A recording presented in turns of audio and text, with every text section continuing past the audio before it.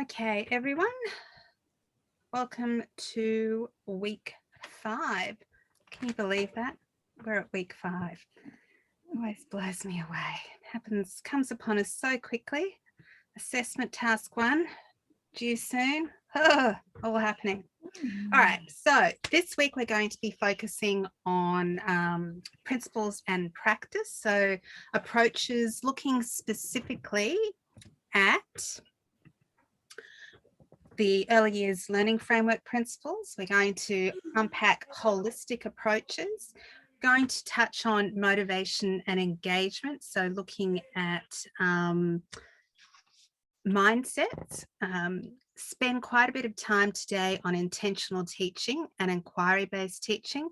I asked you to look at a clip prior to coming online. It's very important that you've watched that because we're going to talk about that quite extensively in terms of inquiry-based teaching approaches. We're also going to have a little bit more in-depth look at age-appropriate pedagogies, looking at the importance of professional partnerships, and of course, we will have a bit of assessment support at the end, everyone's favourite. So there are also some clips and resources, additional resources that I've popped on Blackboard this week, especially for those of you that do actually have limited experience in early years practice. So in prior to school, kindergarten, prep, or years 1 and 2. So there are some clips with practice examples. So I've popped these up there to help your understanding of some of the theory and, you know, what I actually mean when I talk about teaching, intentional teaching. I can talk about it, but it's not until you've actually seen it in practice that it often makes sense. And I've also put up a PowerPoint with an overview of early childhood education and care, planning and documentation. So again, that's for those of you who really haven't had a lot of experience in the area, so possibly secondary teachers or upper primary, and just would like to have a little bit of a look at that in more depth in terms of practice. Okay. So as educators, our ability to facilitate and to create engaging learning environments and experiences, it's ultimately determined by our beliefs and practices, so our identity. And if teaching practice is to be changed or guided by the 5 principles that underpin the early years learning framework, then we really do need to first understand what those values and beliefs are that drive our practice as an educator. So we can look, I think, at the early years learning framework principles to guide us here. So secure, respectful, and reciprocal relationships. So this is very much about having an understanding and being aware of children's thoughts and feelings. So positively interacting with each individual child and supporting the development of their sense of well-being. So really establishing reciprocal relationships. So using our active listening and hearing what they say, seeing them, it's about our view of the child, seeing them as competent learners. Partnerships as well, working with families in the early childhood setting, creating a warm and welcoming environment for children and their families, collaborating with childcare professionals, parents, people within the community, all to ensure that experiences are meaningful for the children. And if you watch that inquiry-based learning clip that I put up, that really did, I think, give a lovely understanding of how a community can be involved in children's learning. High expectations and equity, so believing that all children are able to succeed. regardless of cultural diversity, their abilities, their socioeconomic status, and having really high expectations for children in their achievement in learning. And I guess it also comes down to, which overlaps with respect for diversity, but ensuring that all children have those opportunities. So respect for diversity is about valuing and reflecting the values of beliefs and families. It's not just about having images up on the walls, it's about reflecting them and honouring them as well. Showing consideration and respect, and also in terms of Indigenous, so promoting a greater understanding of Aboriginal and Torres Strait Islander culture. So the fifth one, ongoing learning and reflective practices. So that commitment to lifelong learning, continually improving professional knowledge and learning practices, which you guys are doing now. Value the local knowledge of families and the community, engaging in ongoing learning in regards to philosophy, ethics and practice. So I think it's very much about understanding and knowing that your practices are going to change. And I think it's being open and adaptable to those changes and having a growth mindset and also resilience to deal with those changes as well. So I wanted to look more at holistic approaches because, you know, with your experience in early childhood education and care, and also through the readings, you will have noted that there is a huge emphasis on holistic approaches. Okay, Fiona, sorry, I'm just going to go here. I tried to access the videos in the PowerPoint about intentional teaching, but they would not run as flashes. Okay. So the actual video was on Blackboard, Fiona. I had it underneath the Zoom link. Is that where you accessed it? You mean the legless lizard one? Yeah. And I've seen, I watched that one. There was another PowerPoint much lower down on the Blackboard site.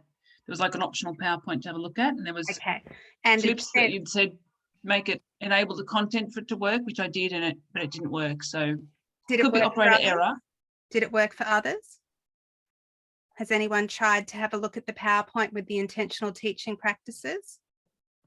Yeah, I have, and I could access them fine. Okay. I'm not sure what that is, Fiona. It could be operator error. I'm not saying that's not possible. Yeah, oh, well, it could, I'd have another go. Maybe you need to use a different browser. You could try that. Yeah, and Warren's posted that clip that I've asked everyone to watch just in case you didn't have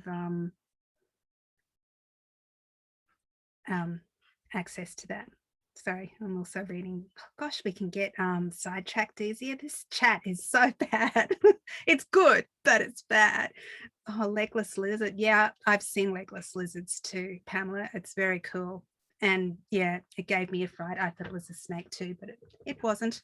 Okay, let's get back to business. All right, so we're talking about holistic approaches to teaching and learning. So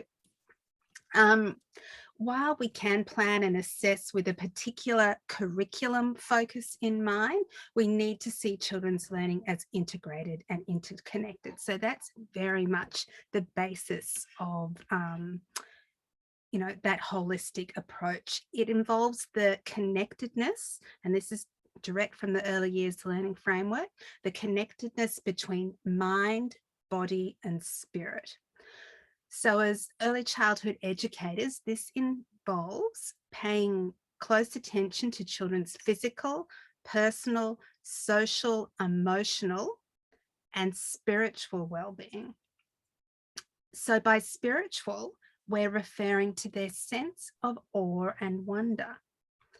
So it's also about that exploration as young children of being and also knowing, because it's those early years, it's, constantly questions why this, why that. And so we want to encourage that awe and wonder of childhood.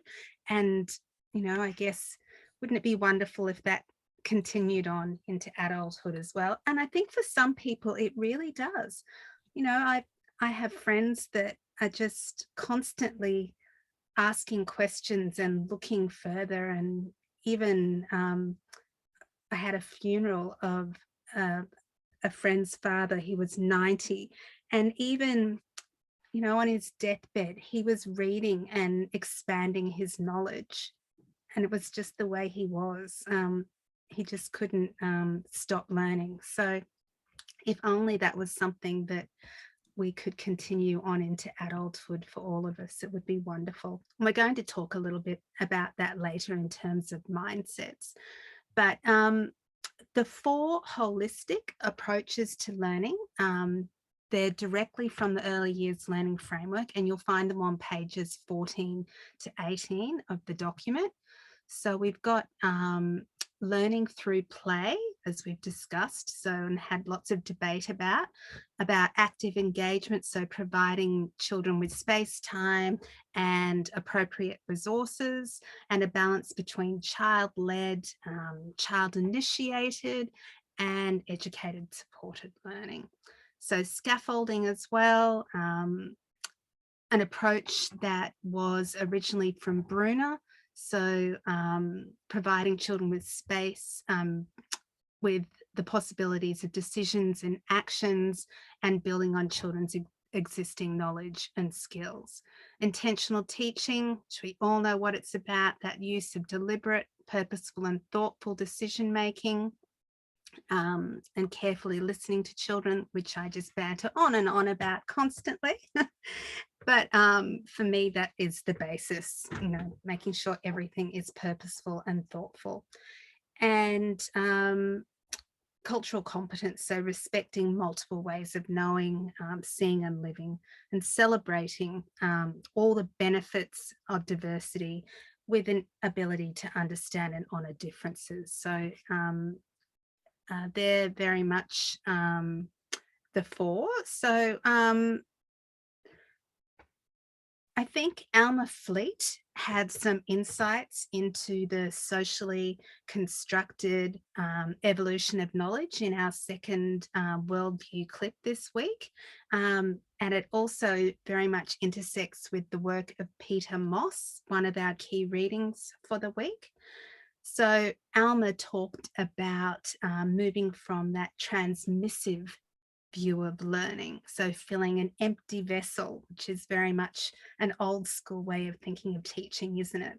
You know, filling up children's minds, to more about the importance of listening to children and hearing what they have to offer, concentrating on their prior knowledge and understandings, and using this as a basis of co-construction.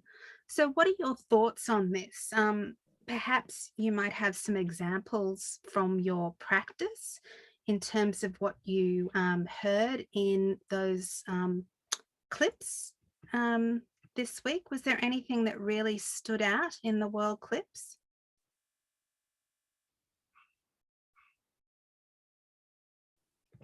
Yeah, sorry, yes. The legless lizard video where the children used when they went out into the bush or the wildlands, I can't remember what they called it, just up the road from their school. They took their clipboards and they took a mixture of cameras and whatnot. And I'm a bit of a tech freaky and I like to see digital enhanced learning. So when I saw children actually using cameras to take photos, etc., I thought, well, that should be enhanced even more, especially early childhood. So it's a way to capture what they've seen. They can take it back and reflect on it. You can even get to the point of, if you've uploaded it to an iPad, zoom, enhance. As the little girl had said, she used to think grass was just green, but then becomes red and yellow and whatnot. And the more you zoom into grass, you can actually see the different shades and the different shapes as well. So that's what I thought should be more, I guess, in teaching. So many possibilities, I think. Yes. And yeah. And I think in terms of that particular clip, which we'll unpack further later, but the use of multimodal learning, Warren. So not just ICT, but, using the clipboards, using, getting them to actually create and draw as well. And really, the Sure. use of the Flipboard, and they were unpacking one of the words in terms of phonics. So really looking at lots of different areas of learning within that one particular focus. And that's what it's all about, using a variety of approaches, which is acknowledging that all children learn in different ways. I often hear my students say, oh, I'm such a visual learner, or I'm an auditory learner, or I'm really kinesthetic. I need things hands-on. I need to be playing with something. So we really need to consider that in all of our practice. Anything else from Would that Warren? be implementing Howard Gardner's MI theory? I think that would be very much so. Yeah. I think Howard Gardner would agree completely with me there. Helen, did you have a contribution? Oh, hi, Ange. Yes, sorry, my hand keeps going up and coming on and then turning off, and I've still got a distorted image. I've had some technical problems tonight, so sorry about that. No problem. Yeah, look, I was just going to say I had a lot of difficulty locating the readings this week. Were Did they you all? see I put the actual link to them? So in each one, I put the link there. So you just needed to click on the link and it would take you directly to it. That might have helped. What I've done is I've been scrolling up and down through the readings in previous weeks. So I actually just copy pasted all the readings for each week, and I was just looking through them from my hard notes, like the hard copy that I've made, and I couldn't find them. So I know, I have a feeling that's why I put them up. I think they've just dropped off. I don't know. There have been some copyright issues. So okay, yeah, sorry. Were they all videos or? no, they were readings. But if you go and have a look at Blackboard, I've actually, under each of them is the link. So you just need to click onto it and it should take you directly to it. I'm really silly. Sorry. No, that's all right. Did everyone, were you able to access the links okay? Good. Yeah, it's so much easier to see there's links there. So when I copy pasted them some weeks ago, because I found I was just going up and down the readings all the time because they weren't in sort of their weeks or whatever. Yeah. I didn't have the links on the paper. So I didn't look carefully enough. So I'll certainly look out for that next time. But I thought I'd just mention that. And you have put the links there. I've just seen it now. So sorry, I can't, my contribution won't be very good this week. I apologize. That's okay. That's not a problem at all. And if ever you have difficulty with links, make sure you contact me and I'll sort it out immediately, which is what I did. Someone very kindly contacted me and said they couldn't find them. So, and that was really early in the piece. So I immediately put the links up there. Right. Okay. Thank you. My pleasure. Anyone wanting to contribute anything about the learnings in terms of holistic approaches to teaching and learning, those approaches that we have on the slide? Even if you didn't do the readings, you might like to contribute something in terms of your experiences in professional practice, not necessarily just early childhood either. It could be how you use these approaches in other teaching areas too.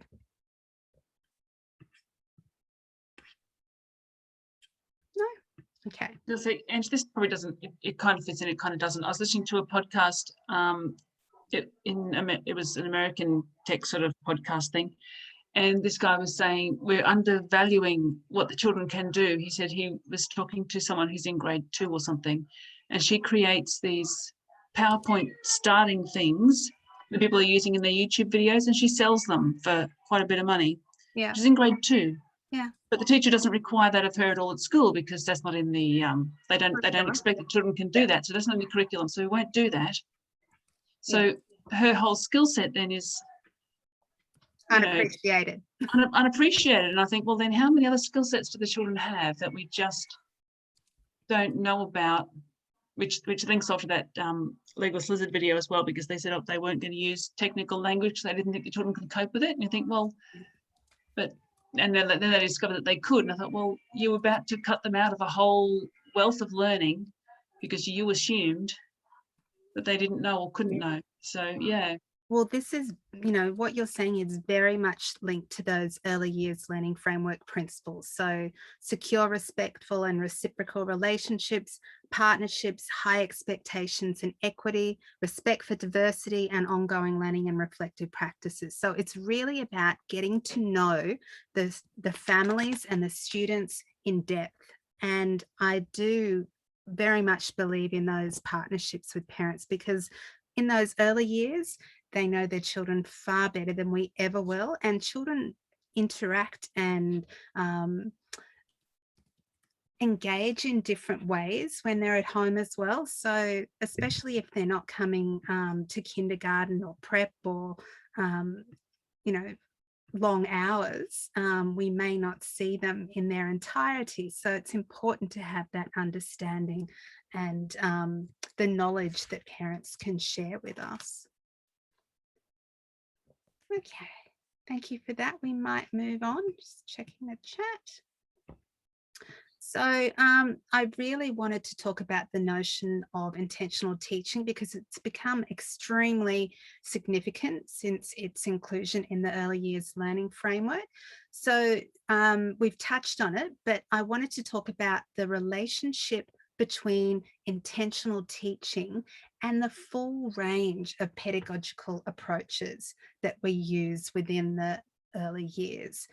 And basically it really involves the teacher actively promoting children's learning. So this involves moving flexibly in and out of different roles and drawing on strategies such as those that you can see on the slide. So all of those important strategies that we use on a daily basis, and we move from one to the other, and encouraging children to invent, extending their ideas, like caring, so understanding at a specific moment in time that maybe a child doesn't want to interact, or they're feeling off, or they're tired, or they're hungry, or something's happened at home. So caring enough to understand and knowing your students enough to know when they're not themselves. Warren says there's a balance of understanding children between families and educators. Sometimes educators will let a family know about the character of a child that a parent is unaware of. Very true. There is a shared knowledge base of the children that attend, especially children that attend early childhood education and care, often very much the case. Yeah, a very good point. So I think intentional teaching can also be looked at in different ways. So it might mean being intentional about the practices that we use. It might mean being intentional about delivering the early years, the outcomes from the early years learning framework. So it might be intentional about curriculum. But we also need to consider that if outcomes for children are always the focus of teaching and learning endeavours, where does the notion of being surprised by children fit into our teaching? And this is something that I'm often reflecting on. So what does having set outcomes for children mean for our practice and their learning? So to question this, it brings a critical lens to our work, and it really particularly assists us in unpacking what is meant by intentional teaching. So within the early years learning framework, intentional teaching is used to describe teaching, again, and I'm going to say it, that is purposeful, thoughtful, and deliberate. So we really need to think about our decision making, our strategies, our approaches that we use and make sure every single one is thoughtful and deliberate, and that we really don't focus completely on those outcomes for children, as we discussed before. We have to look at the individual child. We don't want to miss out on what they really are capable of if it resides outside of the curriculum content. And I think that is a very important focus because, you know, as Pamela said, yep, having set outcomes can be very limiting. It's a guideline. They're not, you know, we don't have to, I think in an early childhood setting, we have that freedom to be flexible. So choosing not to do something that you would normally do is intentional teaching. For example, not jumping in to help straight away. Excellent, Fiona. That's a really good insight. Set outcomes are fine. It's the journey of discovery and the learning from individual child that is observed. Excellent. Kamiko thinks that intentional teaching helps us to focus on being. Beautiful. So I think teaching takes place when educators are conscious of the intended purpose of their teaching and they're aware of the consequences of all of the interventions. Melinda Miller said that there is too much focus on becoming, not being. Yeah, that's a good point. The intention of the ELF is for teachers to be able to interpret them in a way that is best for the individual students in their care. So very individually based. Yeah. Excellent. Dr. Gabor Mate. I'm not sure. I'm not familiar with that reference. Kamiko, maybe you could pop it in the text for us to have a look at later in the chat.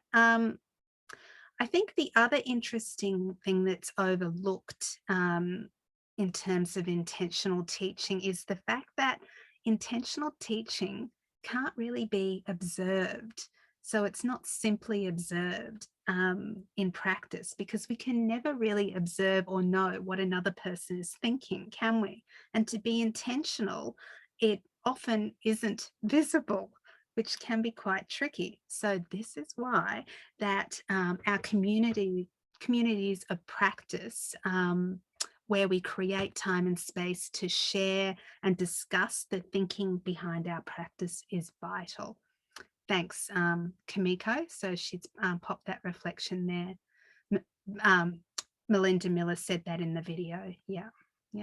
I used to work with Melinda. She's moved on from QUT now. She's working for G8, but yeah, I used to work closely with her, and she has some very interesting research about theoretical understandings, which I put in on Blackboard last week as an extra resource. Yes, so, you know, we can look at intentional practice in so many different ways. Okay. So another thing that I wanted to touch on, and I've actually been doing quite a bit of reading on this just recently. So there's a reading from Darling Hammond et al. 2020, so a fairly recent one that you might want to look at in terms of social emotional skills. I found it quite interesting and really highlights that through research, practice, and the formulation of theory in this area, we now understand that there is more to learning than cognitive ability, curriculum, and instruction. So as noted in the Worldview clips, there is a strong relationship between social emotional skills and positive life learning outcomes for children. And as teachers of these young children, we need to consider how our practice can encourage these positive social emotional outlooks. I like this image here. My son, Luca, I once got called into my child to by his teacher in grade 3, I think it was, and she said that she tried to discuss something with him. He was quite frustrated about something. He couldn't achieve something. And he looked at her with this expression of this little boy and snapped his pencil in half. So, you know, children can get so frustrated, and it's, you know, that self-regulation is such a big factor. So, I think it's also important to remember that the early years are an ideal time to set the stage for positive outlooks and, of course, a growth mindset as well. So, as you can see on the slide, I've included some social emotional skills, habits and mindsets such as self-regulation. So this would include a child's developing capacity to reduce the intensity and frequency of impulses, which I'm happy to say my son Luca has got a bit of a bit more of control in terms of his impulses, I guess you could say. Executive function, so working memory, flexible thinking, and self-control again. Interpersonal skills, so developing a capacity to work in a team, being responsible, flexible, patient, and dependable, all the skills that very young children are gradually developing. And as early childhood teachers, we need to be patient and encouraging in how they develop that.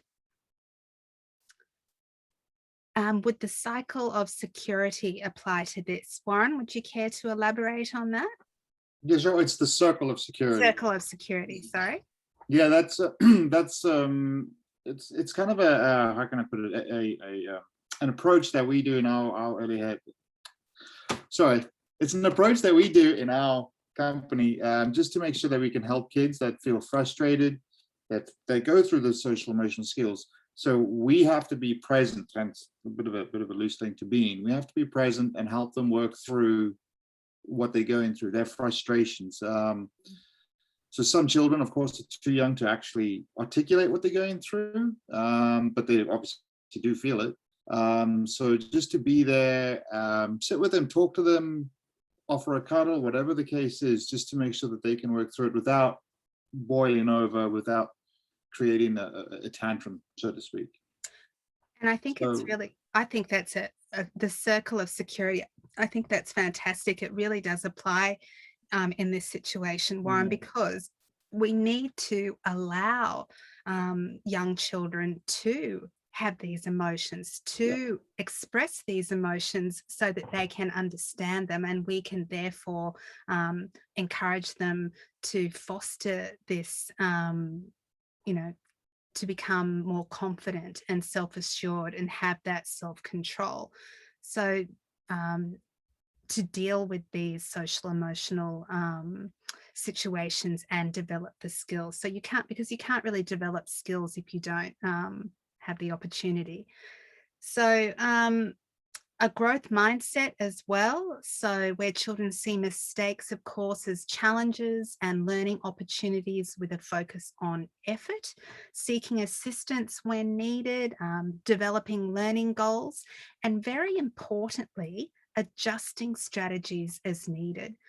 There was a time a few years ago when growth mindset was all the rage, and there was such a big focus on, you know, having a go, focusing on effort and trying hard, but that isn't enough. It has to go way beyond that to developing appropriate learning goals, teachers assisting students to do that, and encouraging them to adjust their strategies, to try new strategies rather than just continually trying harder. Adjusting to the COVID. Oh yes, I don't think anyone's going to do that, unfortunately, Kamiko. So I think a growth mindset plays a significant role in motivation, in self-regulation, in achievement, and also in interpersonal processes as well. So finally, we've got a sense of agency. very, very important because this involves independence and a positive sense of self, which supports a child's resilience and, I guess, productive action. Outcome 4, as you would all be aware of, outlines learning dispositions such as curiosity, confidence, creativity, commitment, reflexivity, and also persistence as well. So the early years learning framework very much recognises this.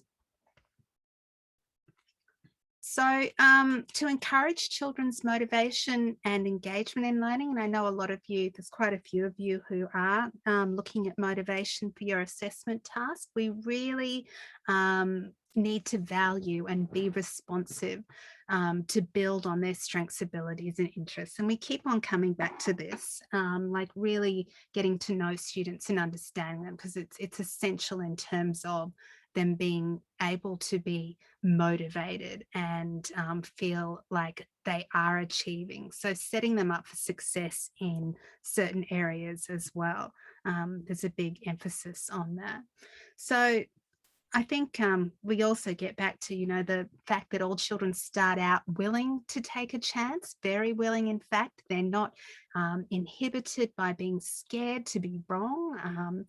And, they're very much willing to give things a go in most circumstances.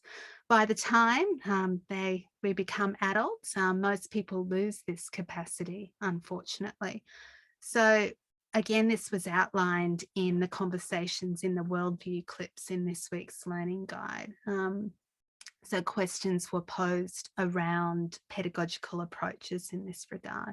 So in the second clip, conversations around pedagogies and curriculum decision-making, Felicity McArdle talked about rules for breaking rules, which I found fascinating, with the example given about teaching children to draw. So I was really curious to hear what you thought about this. So, early childhood principles would discourage us to teach children to draw, for example, to impose rules and technical boundaries. So rules that may limit their motivation to explore, might limit their imagination and their creativity. So what are your thoughts on that, those of you that watched the clip? Any insights? I didn't watch the clip, but just from what you were saying, and my experience is that, my background is also art, right? So yes, art has rules and it has limits and boundaries, but once you understand those rules, limits and boundaries, then you're able to explore and change what you want. Now, if you look at Salvador Dali, who knew how to draw, he knew the basics and the rules of drawing, but his ultimate creations were very warped and distorted because he took what he knew and he thought, well, I'll add my creativity and my influence. And he came up with what we all see now. So to give a child an understanding of the rule, I believe we should be doing that. But then after they understand the rule, well, how do you change it? How do you challenge it? How do you make it your own? What about a very young child that is just like, let's look at this image on the slide, a very young child who they have no rules. For them, creativity is about mixing colors and the smears that it makes and things like, how it feels on their hands, the texture, the smell, sometimes even the taste of it. So I think what they were trying to get across in the world view, and please, if you have a different insight, please share it, but it was more encouraging us to engage them in deep conversations about what they're doing. To a certain extent, you're not going to be able to engage a 5-month-old in deep conversations, but by asking open-ended questions, well, they can understand you. So to encourage their thinking and, really supporting them to reflect on and evaluate the success or not the success of their efforts. I think children who have a love of drawing can draw without instruction from my observations. Very young children draw with creativity and expressions. Kamiko says sometimes you need to break it down so they can build it up. It was scaffolding. Yeah, definitely. Yeah. But I think it's also about how we talk to children as well about their artwork. So open-ended questions like, would you like to tell me about what you have drawn, rather than saying, what have you drawn? They may not want to tell you. They may just want to mix the colors. And by asking them, what is it? Then they feel like they have to make something up. I personally believe we need to give them the freedoms to explore. But I think, as Kamiko says as well, as teachers, we need to be there to scaffold as necessary. Because if layers, sequencing, yeah. Because I think if a child was to say, can you draw me a dog? What would you say, Kamiko? If a child, was exploring and starting to draw and they said, can you draw me a cat or a dog? What would you say to them, do you think? I will probably ask question, what kind of dog? So scaffold, what does the dog Scaffold, look like? yes. Or And how then, does the dog feel when you yes, pat it? Or, I'll ask them a series of questions, yeah, and then do it together. yeah, yeah. So I'll know what they know about the dog. Because I guess we're really trying to encourage them to develop confidence and to feel like they can achieve. And I guess their efforts need to be celebrated as well. And, our expectations of what a dog should look like may be different to what their expectations are. So, it's so multifaceted, isn't it? We really have to, in terms of what Warren says, isn't making something up a part of creativity? Oh, definitely. And Yeah. just adding on to what you're saying with Kamiko, if you're asking about the dog, then maybe that would be an opportunity to then say, well, it depends how I'm seeing the dog. Am I seeing the dog from the side? Is the dog standing up? Is it lying down? All that. So then you're looking at perspective, which then would go down on a different tangent. Yeah. In terms of what you're talking about with the children. So definitely. Yeah. Yeah. And I guess intentional teaching opportunities. Yeah. And I think it's again, we need to really think about that intentional teaching.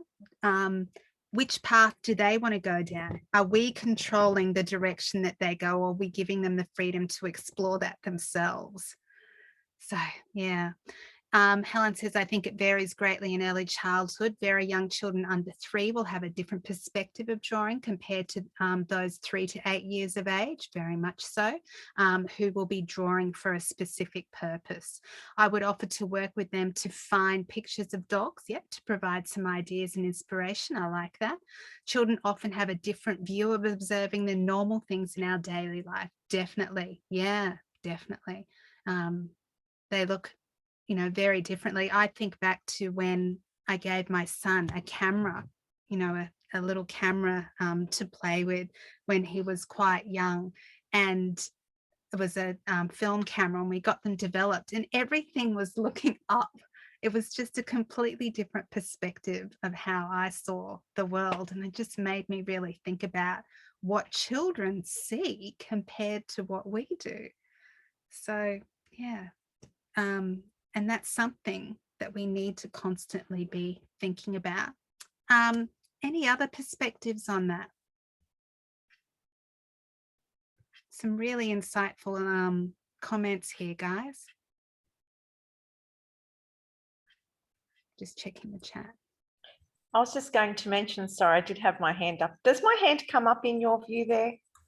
I've got that section. I've got lots of screens open I'm sure you do. here, and so I missed it. That's Okay, please, It only share. stays for a few seconds and then comes off, so I'm not Yeah, sure. it's probably better to just speak, to interrupt. That's the best Okay. way to do it. Problem. Yeah, look, I think the younger that the child is, I think it's more of a an exploration. You know, they're exploring, you know, whatever materials they're using, how they're seeing the world around them. You know, you put a young child out in the yard and, you know, they're fascinated with touching the grass. Obviously, an older child wouldn't have that same fascination. You know, so I think the younger that the child is, it's more about exploring than actually creating art. Yeah. That's my bit. Yeah, no, it's good. All extremely valid. Okay, so on the slide are some specific ideals to foster a growth mindset in a learning environment.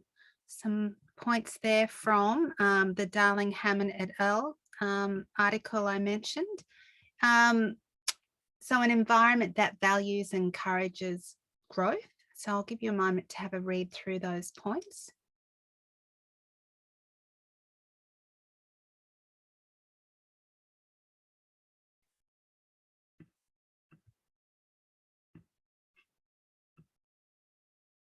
Typo. Min sets.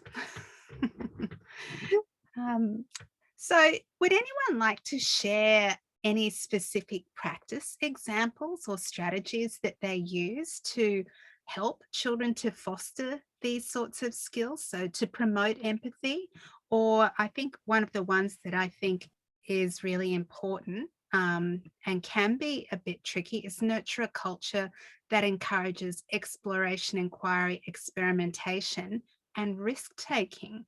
Are there any specific strategies or practices that you use, or even activities that you use in your learning environment?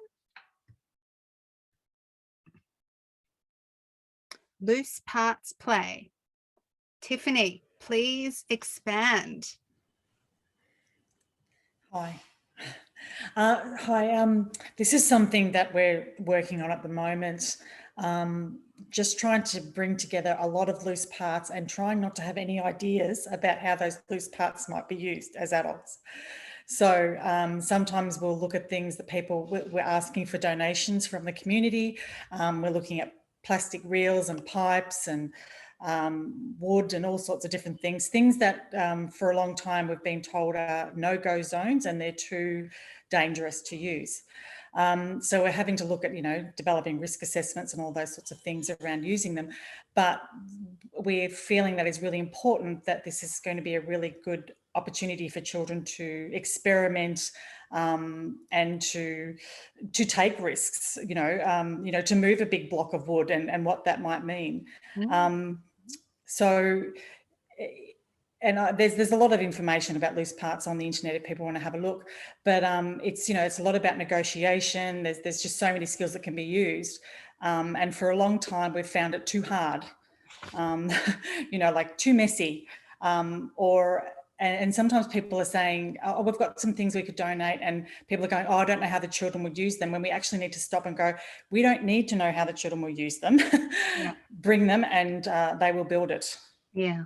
Oh, fantastic. I love that. I've written that down, loose parts play. I remember as a preschool teacher, I was devastated when we could no longer use toilet rolls. Yeah. Yeah. You know, there were so many.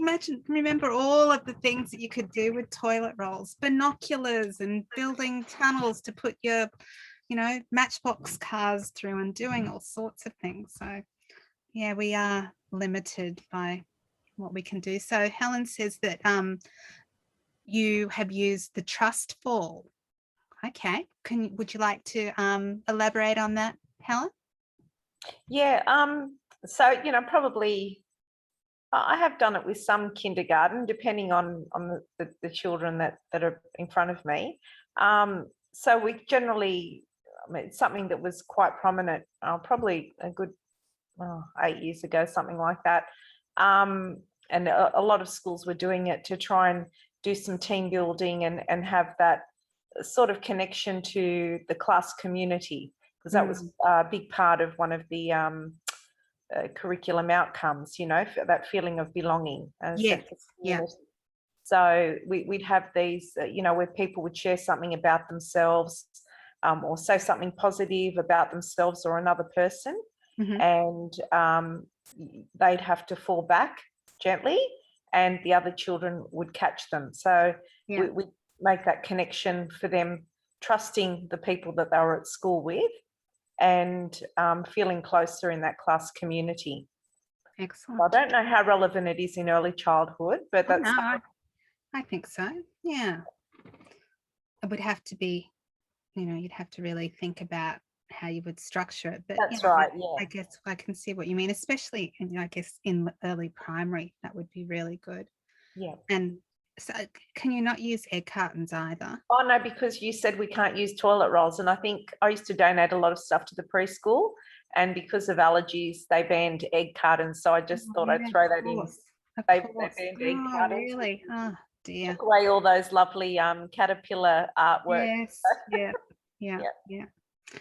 Yeah. So I think in terms of you know, really encouraging opportunities for unstructured play, I think that's important for building social emotional skills. Providing loose rather than fixed resources is important. So to allow children to experiment, to have the freedom, and so making sure that your resources can be used flexibly. Open-ended materials to encourage children to take risks as they explore, and allow children to make mistakes rather than swooping in and fixing things, which I think as a parent, that is really difficult to do. I think I've learnt the hard way from that. So, you know, to actually see mistakes as part of the learning journey, and for them to really develop that understanding and make connections between making mistakes and seeing them as learning opportunities. So pointing it out to them, I think, and I've got an activity that I'm going to talk about a little bit later in terms of that, because it really supports the idea that the process of learning really matters. So it is a process. I think another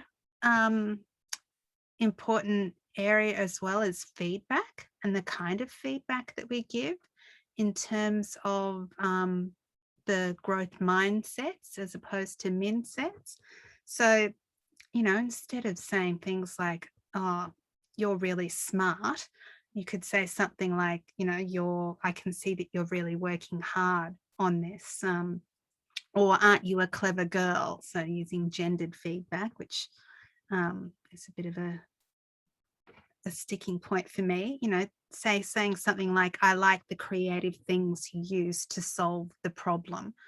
So really focusing on specific targeted feedback to assist with that modeling of growth mindsets, and, you know, encouraging learning from their mistakes.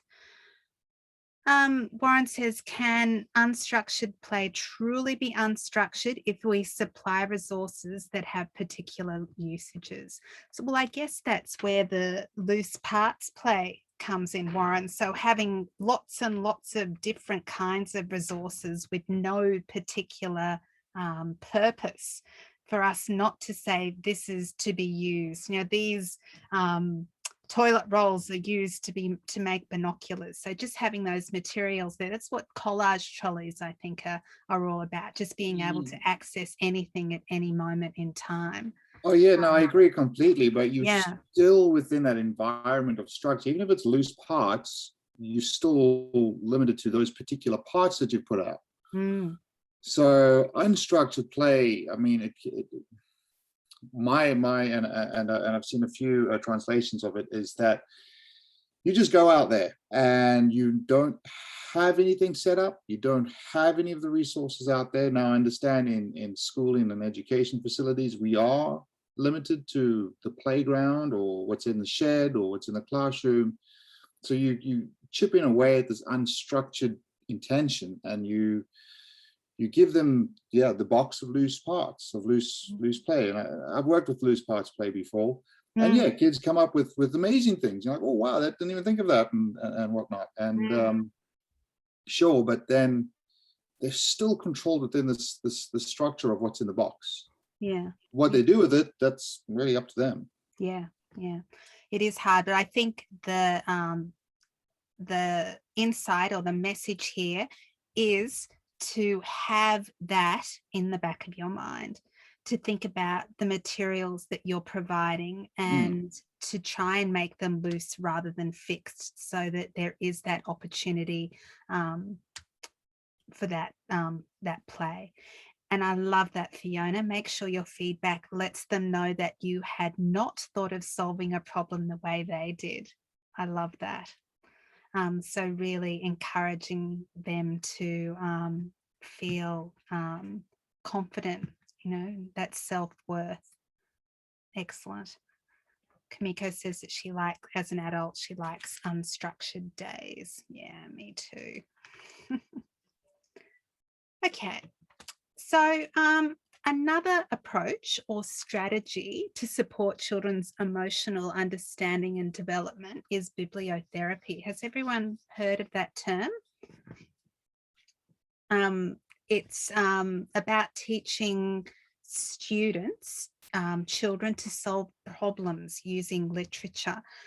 And I guess it's, whether you're recommending a book for a parent to read their child at home, supporting a child with English as a second language, you may be trying to assist a child in working through quite a complex social emotional issue.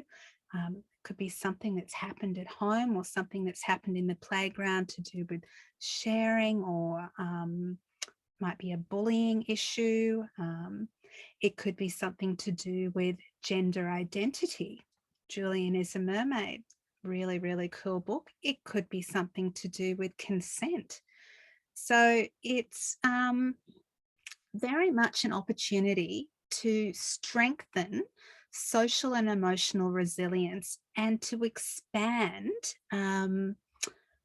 self-understanding. So it's about making connections between story events and subsequent thoughts and behaviors and emotions. So it's very powerful. And I'm sure many of you have used this strategy before, but it's actually referred to as bibliotherapy. And the Heath et al. 2017, there is a really good journal article that I've included at the end. And Fiona's put a book up here, I Will Be Fierce. Excellent.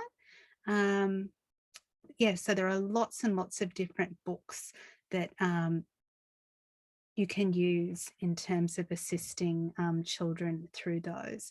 But of course, all of these learning experiences, they need to be very well planned, well thought out, and in a lot of these situations, they need to be a collaborative effort with parents as well. So this is a book that one of my students actually told me about when they were on placement, that I wanted to use as an example, because we were talking about growth mindsets. So Beautiful Oops, it's called, and it shows children that it's okay to make a mistake, and it has a series of scenarios celebrating random accidents. So it encourages artistic experimentation rather than discouragement. So it's got things like a spill doesn't ruin a drawing, especially when it becomes the shape of a crazy animal, or an accidental tear in a paper can turn into the snapping mouth of an alligator. So it, talks about mistakes as being positive, or, seeing mistakes in a completely different light. Warren's shared one of his favorite books. What was it called, Warren? It's just called The Dot, I believe it's called. Yeah, The Okay. Dot by Peter Reynolds. Excellent. Yeah, similar to, well, basic story is this little girl, she's asked to draw something, can't think of anything. The teacher just says, well, just do a dot. And she goes on this journey of exploring what she can do with the dot and creates this whole gallery of dots, really. Oh, that sounds great. Yeah. Really good. So, whether it be the dot, or I Will Be Fierce, or My Beautiful Oops, you need to scaffold it with particular open-ended questions and things as well, as part of bibliotherapy, because it's about moving from an area where there is uncertainty or conflict, or a need for further understandings, to students having a catharsis, so a moment where they take on new understandings because of the literature. Pamela says, I was reading just today about interest-based learning and how child-led learning is often misunderstood as something purely initiated and directed by the children themselves, where teachers can very much lead this using the children's interests and ideas. Excellent, very good. So some of the questions that you might pose in reading My Beautiful Oops might be something like this, to really help children unpack how they're feeling. So how do you feel when you make a mistake? Have you ever made a mistake and learned something from it? Do you think the author of the book always found a way to learn from his mistakes? When you make a mistake, do you say something to yourself to remind you that it's okay to make a mistake? So these are questions that you can put to very, very young children in certain ways. You may not use them all, you may just use one. So it's very much about encouraging young people to think in depth and to pose those open-ended questions.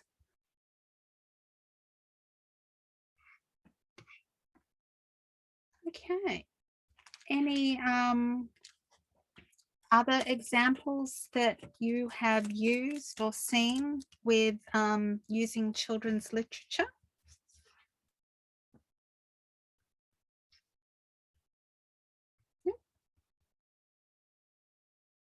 Pete the Cat.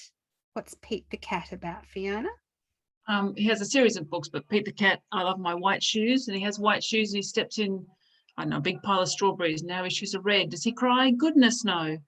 And off he sings his song about, I love my white shoes. Now I love my red shoes. Then he steps in a big pile of blueberries. He has blue shoes. Does he cry? Goodness, no. And he sings a song about loving his blue shoes, and he goes on and on. So yeah. Yeah, that's great. I love it. I love it. Yeah, there are so many books and literature for children. So I guess it's just a matter of knowing that they're there and being able to access them when you need them. So having that toolkit, I think, as I would call it, so that you do know what is there. So you may even want to use it just to recommend it to a parent to read to their child at home. Yeah. Okay, so another thing that I wanted to talk to you about, we discussed emergent curriculum in week 3, and I've had quite a few emails from you guys showing interest in it. And so I wanted to go into a bit more depth in terms of pedagogical practices and also inquiry-based learning within a play-based learning environment. So I want to actually use an example of one of my students and it was on his first kindergarten placement, and his supervising teacher was very much into emergent curriculums and took it, I wouldn't say to extremes, but, you know, really ran with it and had a really lovely way of doing it as well. So this particular experience involved a child. So she found a golden orb spider in the playground, and it started lots of discussion within a small group. So there were about, you know, 5 or 6 students that got quite excited, and you know, the teacher went over and they were looking at it. And so what he did is, from the discussion with the children who were interested, he sat down in the playground with some butcher's paper, so old school. He started the inquiry using these 3 questions on the slide. So starting with the children's prior knowledge, what do we already know about spiders? So they came up with 8 legs, hairy, they eat bugs, must not touch, and you know, they make webs. So fairly, you know, things that you would imagine. And then next they looked at what they wanted to find out, and they came up with what sort of spider is it? What eats spiders? Where is the poison? Can I make a web? How do they make webs? So lots of inquiry questions that they came up with. And then the third one that the student posed was, how can we investigate? So of course you've got lots of different thoughts from individual children, and so you would do it on an individual basis, or there might be a few children involved in a particular investigation. But as it turned out, you know, they talked about, of course, you could Google it, you could look at books, Spider-Man could tell you. And one of the students, Archie, said that his dad could help, because his dad was an arachnologist and he'd written quite a few books about spiders. So, you know, of course, that is super cool. And the pre-service teacher ran with it. So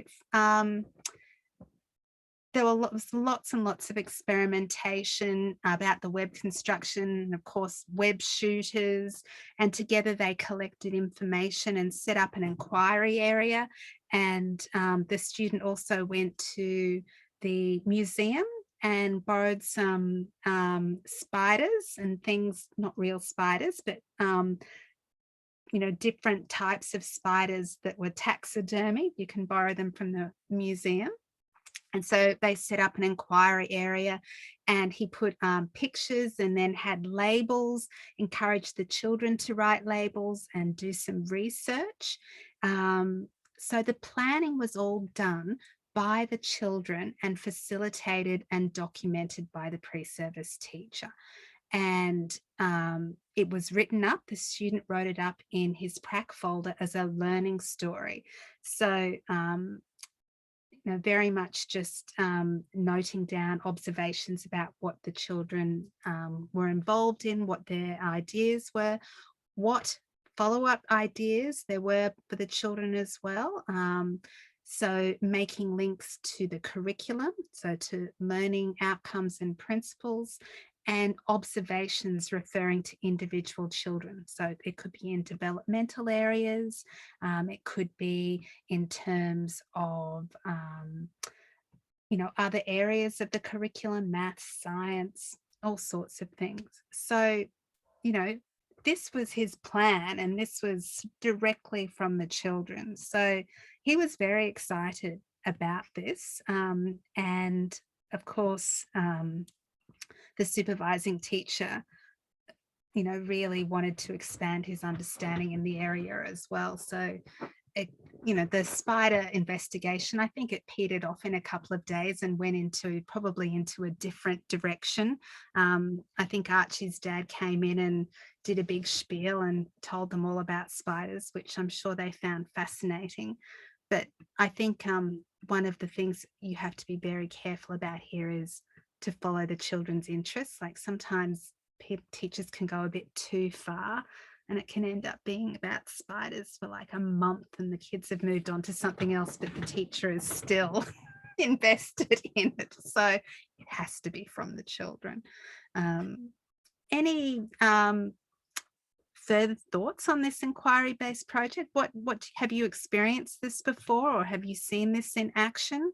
And it's not just in a kindergarten environment. Like, I've seen these sort of ideas work very successfully in prep and early primary. And of course, you've got project-based and inquiry-based, like we saw in the clip in secondary as well.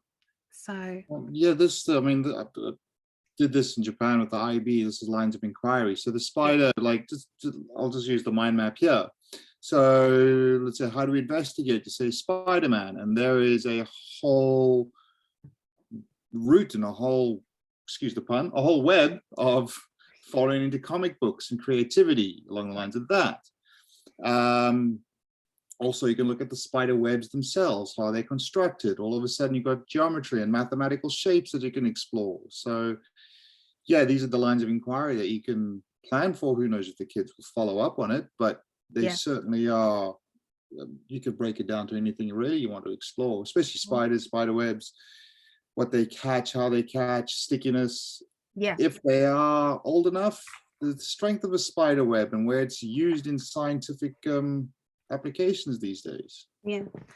yeah. So it's very, you know, about, as you were saying, the lines of inquiry, but you know, really going with what the students, their prior knowledge and what they're interested in, to motivate learning, rather than learning about something that children, or focusing on something that they're really not interested in.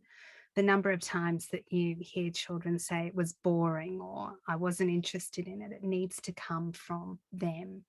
And this is what the clip that I asked you to watch was all about, the legless lizard. So at its core was the inquiry-based learning. And it's about asking essential questions for students. So inviting learners to wonder, to encourage investigation and creativity, to explore new possibilities, ways of thinking and solving problems of the world. So it's about critical pedagogy. So it involved asking questions based on the investigation and research of a specific topic. And in this case, it was the legless lizard that they saw on the logo of their uniform, and they wondered what that was. So that's where it started. And the teacher got an artist to come in and really, you know, took it further, you know, resulting in innovation and action on the part of the teachers and the students as well. What did we think about this? What kind of response did you have when you watched it?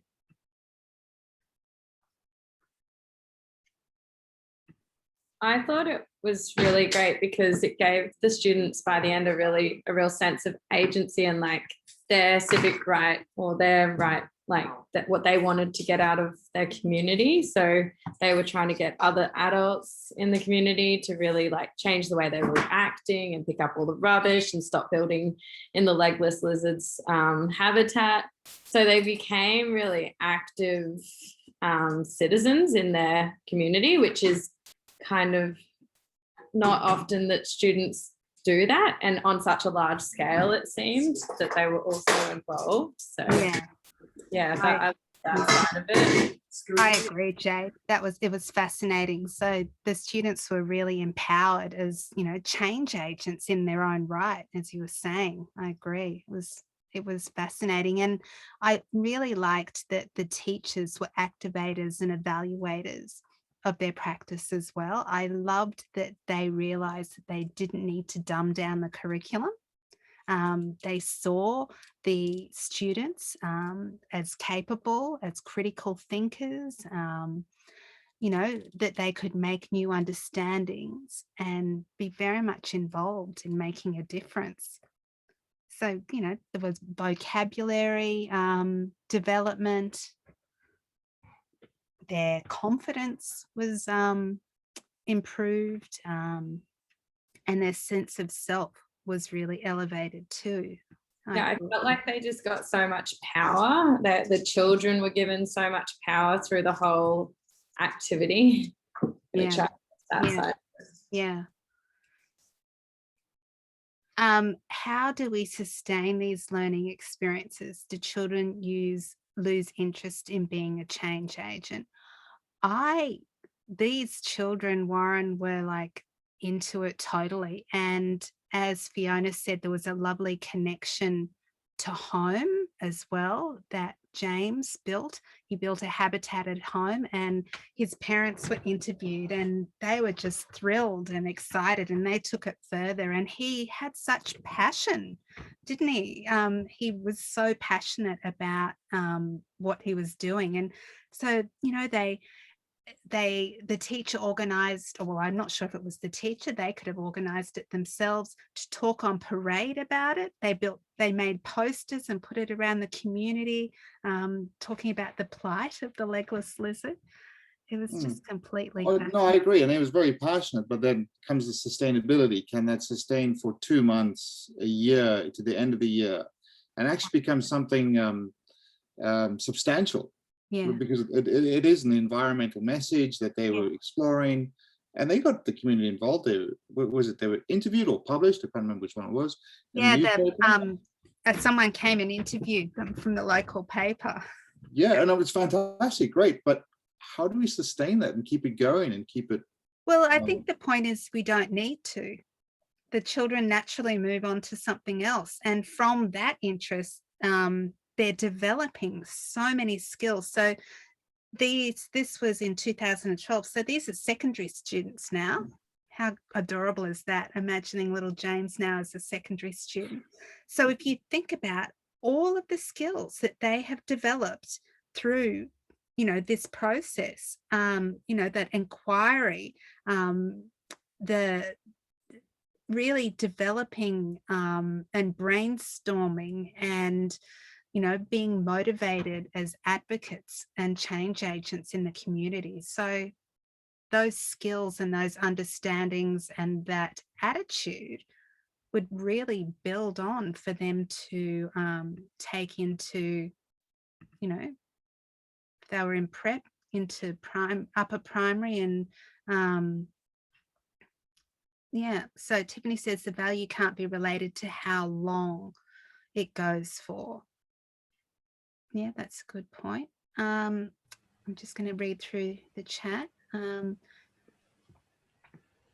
So Sharon was covering a colleague's class recently, and they were looking at living and non-living. The question was raised about fire, and so my colleague's lesson plan went out the window, and we spent most of the hour debating back and forth about whether fire is a living thing. It was wonderful. So a child-led lesson, and they're the best things. And I think that's often when you feel like you've done the best as a teacher as well, when, you know, you can really see that they're passionate, and you can, you know, use that passion to engage them in learning in all areas of the curriculum.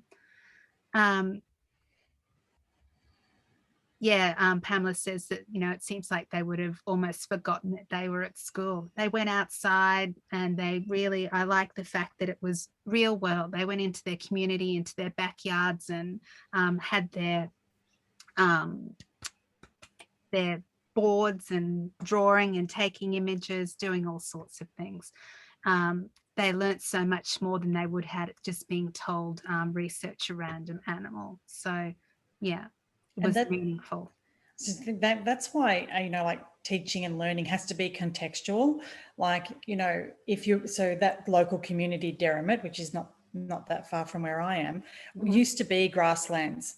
and now it's completely residential. So the children, for them to have that understanding of what's happened to their community and now how they have to be proactive. And there was so much learning in every aspect. And this is where, like we talk about following the child's lead and their interests, we can always bring back all of every bit of core learning, whether it's numeracy, literacy, whatever it is, we can all incorporate it into anything that they're interested in. Yeah. And if it relates to what they are interested in, they're much more likely to take it on board. Very good point. Yeah. Sharon says that the interest will sustain the inquiry or shoot off questions, or teachers can intentionally pose a leading question. I like that. Yeah. So Helen's worked in a school that have incorporated the bushland landscape into their playground area, and children are encouraged to build forts, etc., using the natural materials of the bush. That is very cool. Very, very cool. Kamiko thought that the presence of the artist was very inspiring. I did too, and that it was a catalyst for them to see this as an important project. Yeah, I loved the way that the teacher took on the artist's approaches as well, and was so open. You know, there was no ego there, really open to try something new. That was great. Eco Warriors group, Jade is sharing for grade 3 to 6 based on a lot of students' interests in making our school more environmentally friendly. Very student-led, with students educating the rest of the school on assembly, yeah, which they did. They got the other primary students, lower primary, involved in making signs, I think it was. So yeah, it was a whole school approach. That's great. Recycling and composting in this situation. Led all the meetings with little support. Wow, that's great. Yeah, and I agree, Pamela, the artist was very articulate, loved the language. Those open-ended questions that she used were beautiful. Yeah, excellent. So I think we could pull out, and what we've just been discussing, all of so many points that in terms of principles from the early years learning framework.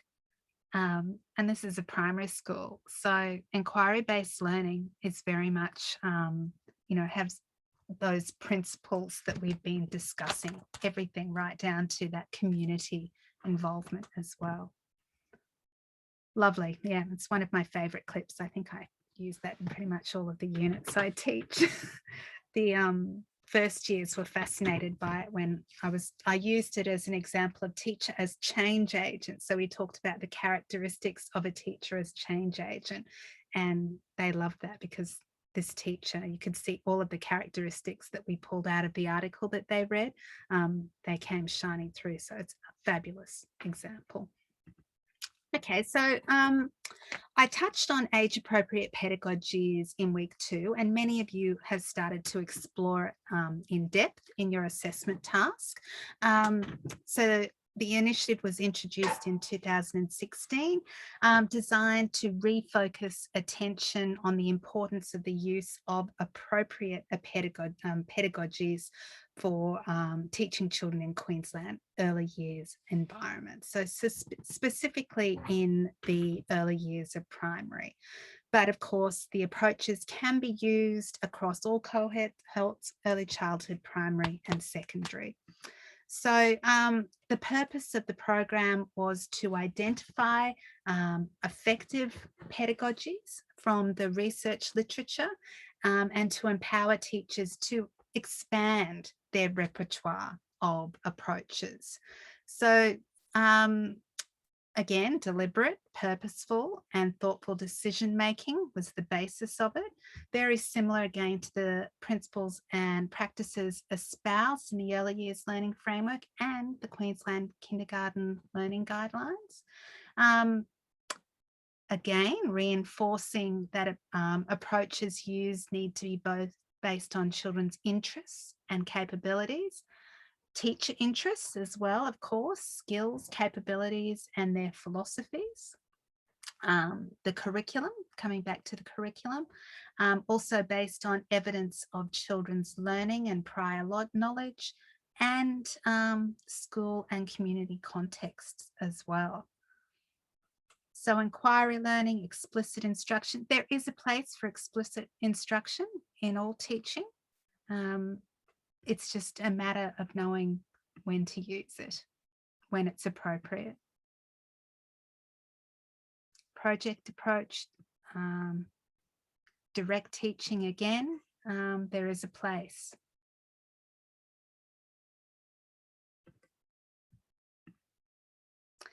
Blended approach, so elements from more than one approach are combined in response to the teaching and learning intent within and across learning contexts.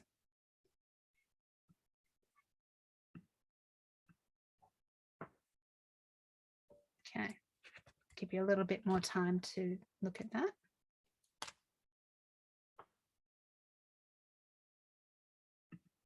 And then we move into the associated characteristics. So these represent the desirable qualities that teachers can consider when working with age-appropriate pedagogies.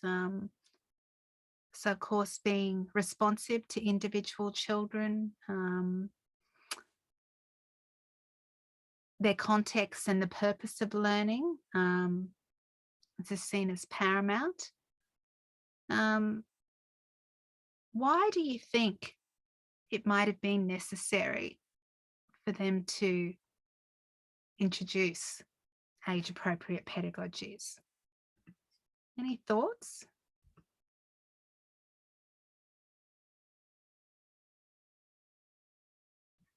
If we think back to what we were discussing, I think in week 2, when we broke down all of the different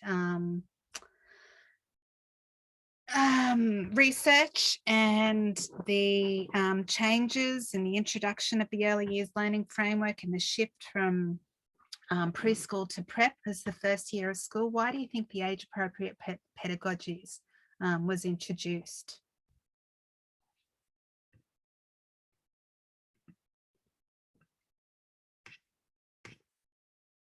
Because of the academic push down from school into early learning environments. Yeah, I guess the crowded nature of the curriculum, that pressure for improved performance.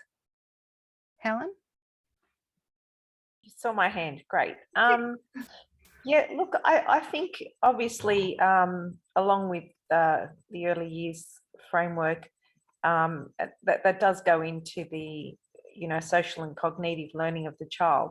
So I would say that each of these tiles are tying in with the developmental stage that child is at that particular age. So I guess, say active would be targeted to sort of kids in preschool where they're doing a lot more play.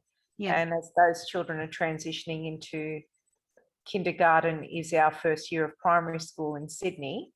We're not going to be focusing that much on active. We'd probably be looking at language rich and scaffolding and all of those different types of learning to gear them towards that foundational year of outcomes, because there's obviously the outcomes that you have to meet even in that first year of schooling with literacy and numeracy. So I don't even know if the continuum is used in Queensland, but the continuum that's used here in New South Wales, each child is tracked with data, and each term teachers have to report on every every single child in that class, and have lock them into an area of, have they achieved this? Where are they going to next? They have to meet all those outcomes. So I guess I'm thinking that's where that's coming from, all those age appropriate pedagogies, because it's quite a big area. If you're looking from 0 to 8 years of age, that's a huge area of development. Yeah. So very much so. I think it was, in recognition that, with the introduction of prep in Queensland, there was a change in pedagogies employed in the early years of primary schools. Very much sort of more explicit teacher focused. And I think there was also an expectation from parents as well that, there would be more learning involved in that shift to prep. Well, I just think it's just a given that, children will be reading by the end of term 1. The children should be coming home and reading. And in order to get them there, that there's a lot of obviously background phonemic awareness and phonetic sounds and all that, foundational learning that they may not have already achieved through their prior to school learning that kindergarten teachers are working towards. Yeah. So Yeah. I think that has to change. They can't be focusing on active play, for 50% of the day. They might allow 10% of the day for active play. And I think that's where the children are deficient in that free play and exploring, and because it can't be crammed into the day. I guess Pamela says, are the age-appropriate pedagogies perhaps what enables the curriculum to be used in the most effective way? Yeah, so using a broader range of approaches, so more approaches to choose from, I guess, in terms of individual students, so catering for those individual students. Is it also about, like, some educators are very much, they're either at the free play end of the spectrum or the very directive end of the spectrum, and making sure that they've got a good knowledge of different approaches and a range of approaches means that they'll be more responsive to what children need. Yeah. I don't think this was terribly well received. I don't know if many early years teachers really were even aware of it, to be honest. Yeah. Which is unfortunate. But there is just so much focus on reading, writing, arithmetic, and that focus and just using a direct teaching approach just bores the crap out of poor young students in a classroom sitting there for a 50-minute lesson. Yeah. Without any particular interest. Now, I'm sure they would have considered their prior knowledge and have data to back up what they know and what they need to know, but the focus needs to be on how, I think, and what approaches are appropriate. And even even talking about the lack of active play, I mean, there's lots of research now that indicates that due to the lack of active play, how that affects other areas of development for children, and gross motor play in particular, how that's the foundation for fine motor skills, and how we could incorporate numeracy and literacy in active play using those different approaches. I think it's about also teachers thinking a bit outside of the box of standing in front of the classroom and telling children how it goes. Yeah. I think it's also about, there was this was based on a lot of research and very current recent research as well. And I think it's about teachers being, open to change, open to being lifelong learners in terms of their practice, like we saw in the legless lizard clip, willing to try new approaches and to experiment as well as teachers, to see what works best. And it's small group learning too, which is really different to how historically classes have operated. So it takes a lot of getting used to. For lots of people. Yeah, thank you. Yeah. So Pamela says that she overheard a prep teacher in the staff room talking to the deputy principal about how excited she is about age-appropriate pedagogies. She must have been to a PD, a very experienced teacher, so it was exciting to hear her enthusiasm. That's great. Yeah. It seems to be a vicious cycle. Teachers may have their own ideas, but are often reined in for thinking outside the box. Yes, I know. Fiona says her child in year 4 with ADHD, we did his spelling by getting him to roll on a gym ball to place number blocks on a big keyboard, not something you can do in the classroom. No, thinking out of the box. I love it. Fantastic. Okay, so, you know, you will be looking closely at age-appropriate pedagogies, most of you, in terms of your assessment task and unpacking that, I guess, very briefly looking at the introduction and how that range of different approaches can support children's learning outcomes and, you know, their growth mindset and their emotional well-being and their confidence and their engagement. So all of those important things. All right, so sort of getting towards the end now, but one of the things that I wanted to talk about was professional partnerships. So both the Early Years Learning Framework and the Early Childhood Australia Code of Ethics promote the building of collaborative, critically reflective and supportive relationships. So it's central to professional learning as well. We've got several students focusing on relationships as part of their assessment piece. So developing an engaging, cohesive community of practice, so involving all stakeholders. So learning outcomes, research has identified, are most likely to be achieved when educators work in partnership. So as we were talking about before, you know, things like your approaches to learning, you know, intentional teaching practices, they're not obvious in what you do in a classroom. So they need to be pulled apart and evaluated and discussed. And that's how teaching practice can be improved. So strong partnerships with families, of course. It promotes and supports enhanced learning and children's well-being. It assists, as we've said before, in that in-depth understanding of children's strengths, of their interests and needs. But importantly, it also builds that sense of belonging and importantly, relevant to your assessment task, it's going to inform curriculum decision making as well. Yeah, very, very important, that broad and shared beliefs, supporting continuity and better sustained learning outcomes. So this sharing of information, it's going to, excuse me, look different in each learning context and in each age group as well. But it enables parents, educators, and also the children to develop a shared understanding about learning progress.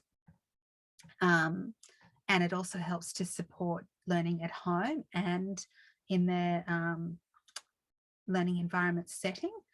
So on the slide are some specific sharing focuses.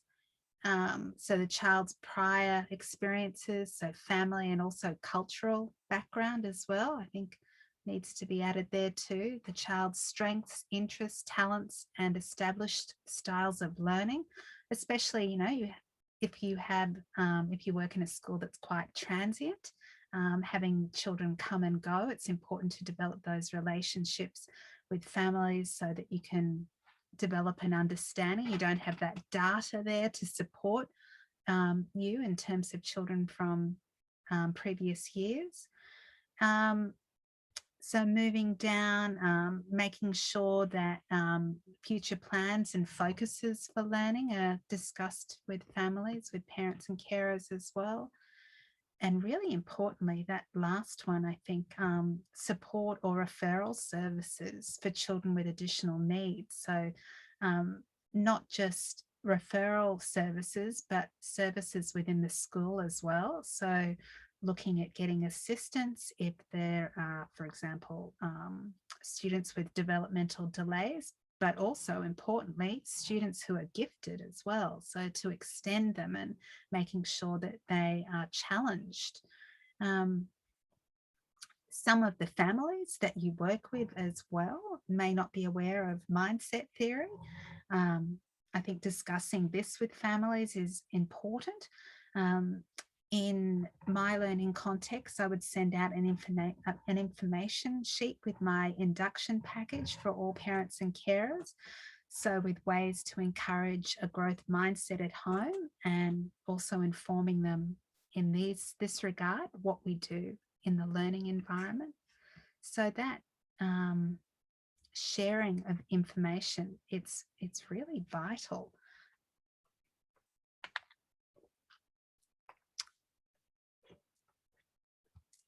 What was that?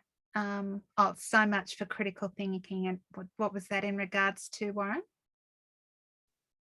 Sorry, just a bit of a side chat with Helen. at the Oh, moment. okay. Sorry.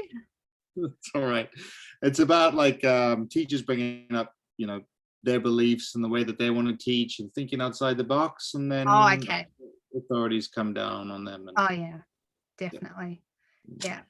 So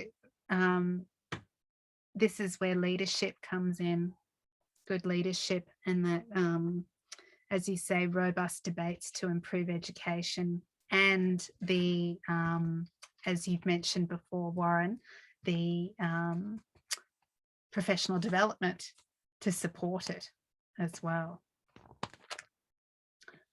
All right, so we have pretty much come to the end of discussing principles and practices. So I wanted to have the opportunity for you to have a final chat, face-to-face chat about assessment, because it's due on Sunday, April the 11th, and with our mid-semester break, we're not going to be back until Wednesday, so that would be the 14th. So you will have submitted by then. So if there are any questions that you might have now, in terms of, I popped the criteria marking sheet up there just to give you, because this is of course what I'm grading from. You can see there how it's actually broken down. So I think it's important that you have a good read of that, especially focusing on the first column, the 7.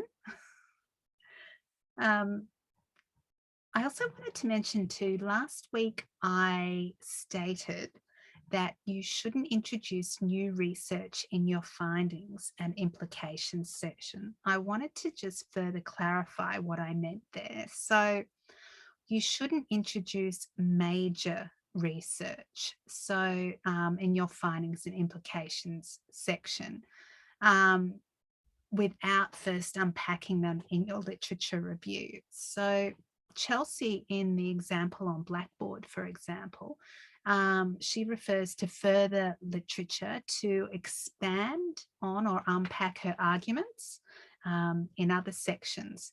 So she refers to opinions based on the research rather than the specific studies. So I think you really need to think about, those, when you're looking at your literature review, what are you basing it on? It really needs to, you need to be thinking about articles based on research, because your literature review is going to serve as the basis for your knowledge development for your other sections. So it's going to provide the evidence of an effect. So what, how it's going to influence your future practice. So a really good literature review, if it's well conducted, like of course yours will be, it's going to have the capacity to provide new understandings and new ideas. And this is what we're looking for that implications section. So it really needs to be based on research. and the research from your literature review and your understandings from unpacking the curriculum documents. So this is where you're going to have the new ideas and understandings for your implications section, but then moving on to assessment task 2 for your action plan. And it actually states that there in the criteria.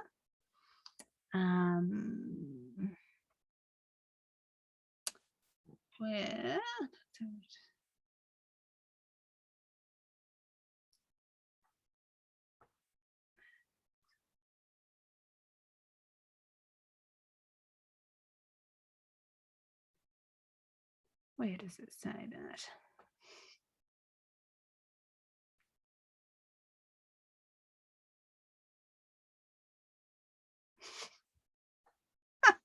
Who did that? Was that you, Warren? No, that wasn't me.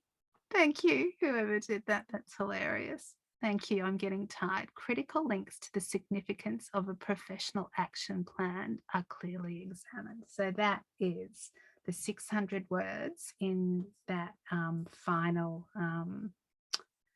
section. So really, you're building up to that.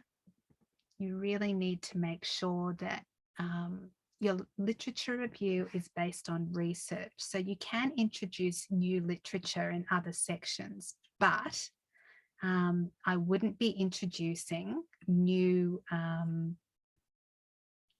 research. So you have to unpack the research in your literature review. I'm thinking, I think as I discussed previously with Natalie, I would say 3 to 4 good articles based on research. I don't think you're going to be able to unpack more than that in depth. So Tiffany has said,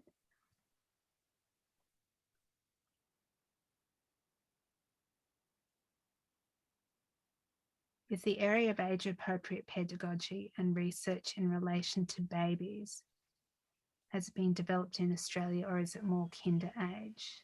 So I actually it was meant to say aware. Are you aware? Oh. I'm also losing the plot. Flagging. We're all flagging. Are you aware?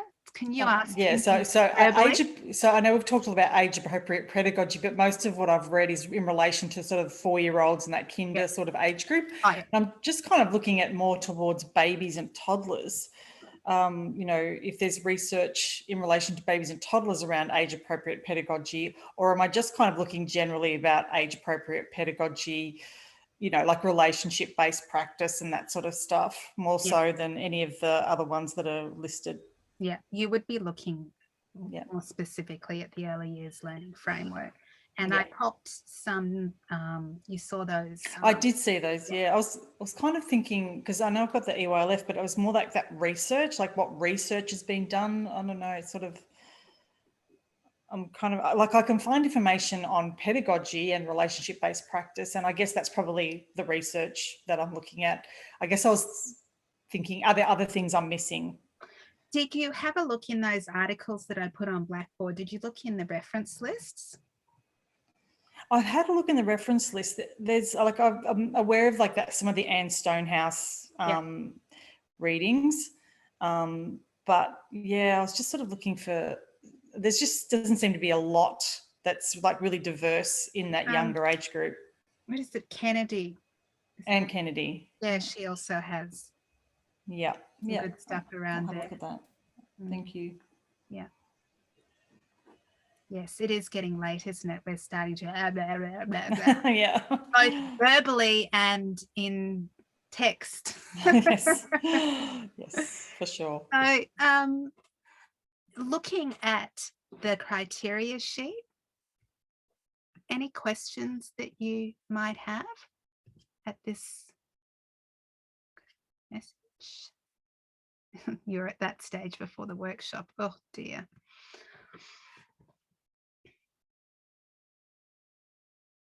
So we've got you've all got you've got your relevant issue, and I'm pretty sure the majority of you have sent me your research questions, and we've unpacked those to make sure, because that's the most important part. You've got to have your conceptualization sorted first before you can go on to develop your literature review and whatnot. So in relation to transitions from preschool to school, I am on the right track using EYLF and age-appropriate pedagogies. You most certainly are, Pamela. Yeah.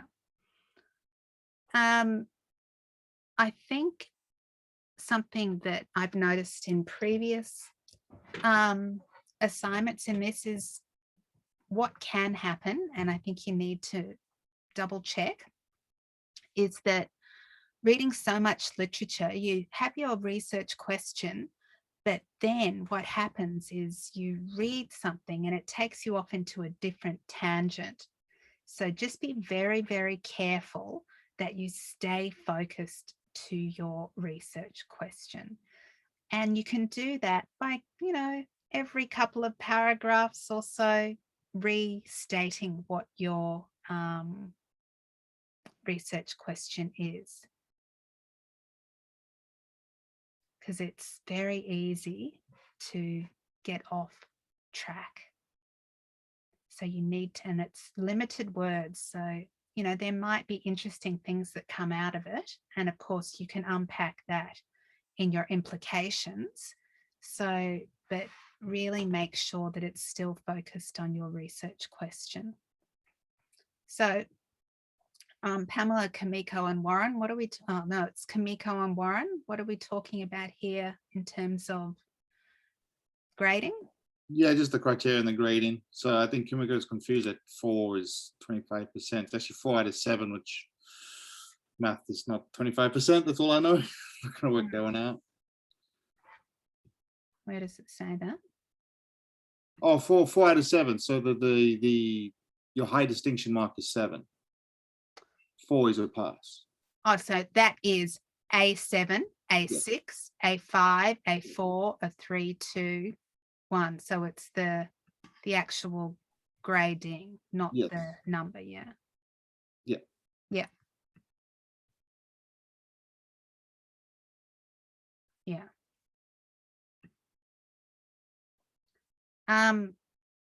FSAC, what's that? Cameron?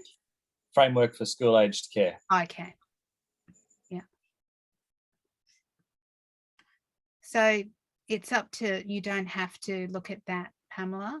You know, I'm happy for you to look at the, it will depend on what your context is as well. What's your context, Cameron?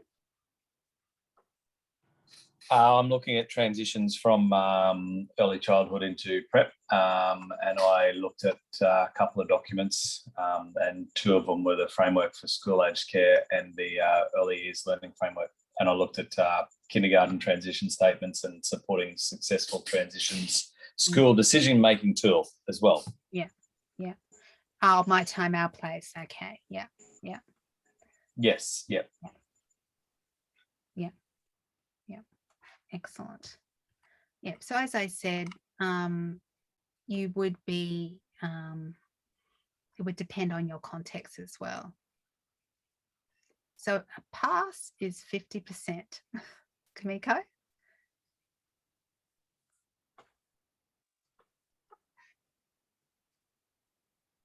%, out of 100. All right. Yes, so 25 in this case. And can I just check, sorry, you'd mentioned in the literature review about the 3 or 4 articles, and I feel like you'd mentioned something previously about the methodology, only really needing to go into detail of the methodology of at least one of them. Is that correct? I would say where it's maybe 1 or 2, you know, you might want to compare methodologies, like especially like if one of them uses, for example, you know, qualitative as opposed to a quantitative, just talk about validity as well. Very briefly though, Natalie. Very, Well, yeah, very it's with it briefly. only the 400 words. I'm like, oh my gosh, how am I going to say Yeah, all of the like, things that I'm I just want to like- say? I'm talking one sentence just to Yeah, touch on okay. it, so that you can, it's very clear that you are thinking about the validity of the research as well. Okay. Yep. Yeah. So, you know, very, very briefly. Anything else?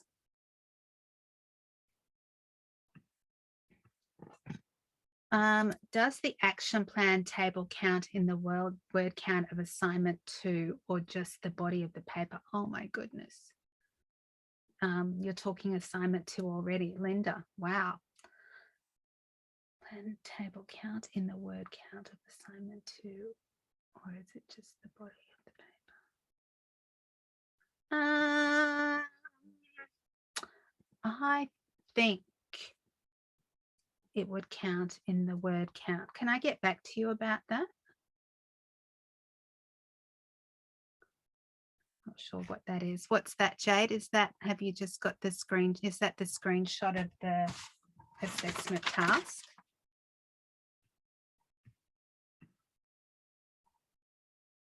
Sorry, yeah, this is percentages relating to your grade. So like a 4 is, Oh, okay. Um, All right. All right. I thought that. you know, yeah, so people Yeah. know that they need to get a distinction or credit or whatever. Sorry, I'm just going to, can I get back to you about that? Was it that asked that question? Linda, are you there? You okay if I get back to you about that in terms of? Yeah, the- sure. That's okay. I'm Yeah, I just haven't been actually- adding. Yeah, I haven't actually got it there. That's quite a good idea to be I'm adding. just to it. adding to it as I go along, and I'm just asking because I don't want it to get out of control, and then I get to my assignment, and then I've got this table that's either too big or too small at the end. That's just why I was just asking, because it didn't specify in the Oh, it doesn't. outline of that assignment. Yeah, Okay. it Well, just then- says that area is this amount for the word count, but it didn't say whether it was just the headings or the table as well. That's why I was just asking. Okay. I'll have a think about that and get back to you. Okay, thank you. Good question. You're making me think too hard at this time. Okay. Anything else before we finish up? Of course, if you do think of something, you can also email me. I'm happy to help you out. So, time for bed, I think so. Happy Easter, everyone. Thank you very much. I've forgotten that it's Easter. It has been a long day, yes. Time for bed. Actually, I haven't had dinner yet. No wonder I'm feeling a bit hungry. I've been sitting here eating chocolate. That's probably why I'm not hungry. Chocolate and coffee, not good. Very unhealthy. All right. So if there aren't any more questions, we might finish up. So I will post this session recording up to Blackboard. We do have another session tomorrow night as well for our internal students that don't have a class due to lockdown.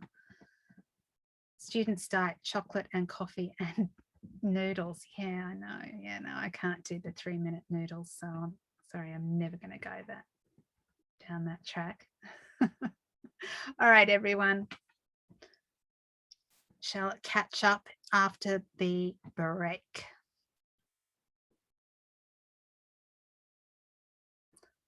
And to those of you listening to the recording, if you do have any questions about your assessment task as you're tidying it up, ready for submission, please do not hesitate to contact me via email.